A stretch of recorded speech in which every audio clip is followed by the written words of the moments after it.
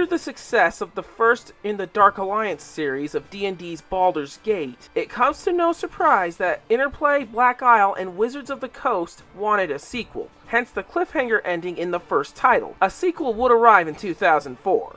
Much to the dismay of Snowblind Studios, who sued Interplay and Black Isle over not just the development of this particular game using their engine, also for a GameCube port of the first game, meanwhile developing Champions of Norath, a spin-off of EverQuest. In any case, like the first Dark Alliance title, the game still got ported to modern systems by Square One Games in 2022, including the PlayStation 4, PlayStation 5, PC, Switch, Xbox One, and Xbox Series, which is what I'm reviewing here. And legal politics be damned. How does this follow up under Black Isle fare? Let's find out.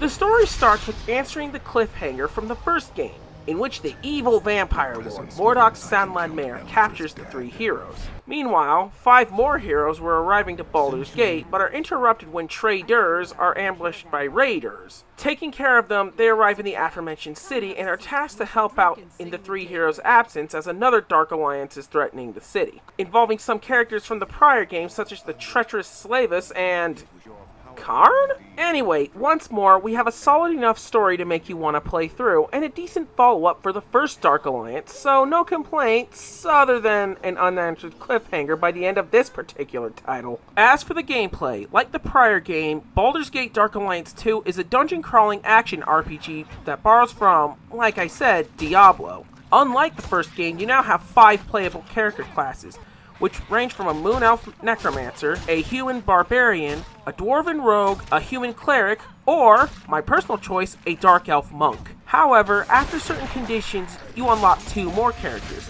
which include Artemis Entreri, a Master Assassin, and of course, the lovable badass Dark Elf Ranger, Dritz Darden, whom unlike last time in the prior Dark Alliance, is an easier unlock, and is quite overpowered. So overpowered that the frustrating bosses I fought in my first playthrough are a breeze by comparison.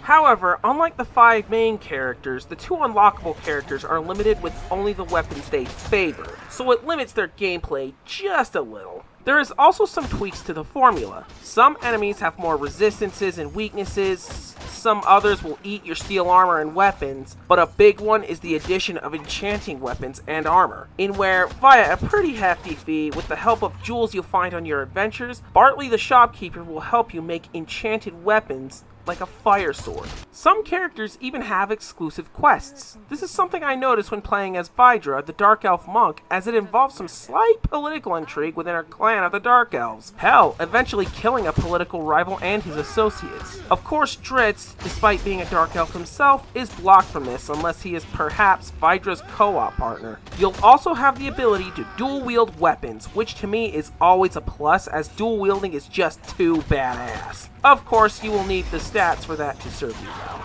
Nevertheless, while more of the same hack-and-slash RPG gameplay, it does add different twists to make it feel fresh enough from Game 1. And yes, there's some of that weak platforming in one level.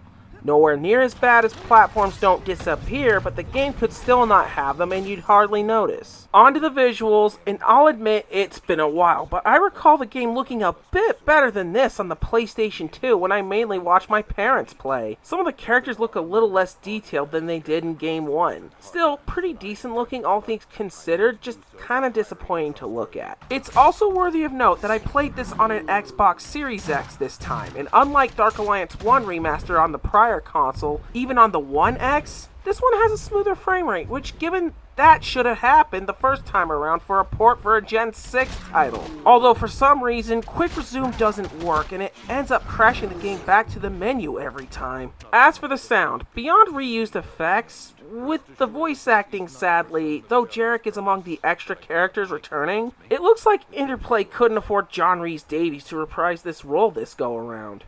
Still, his replacement does a fine job.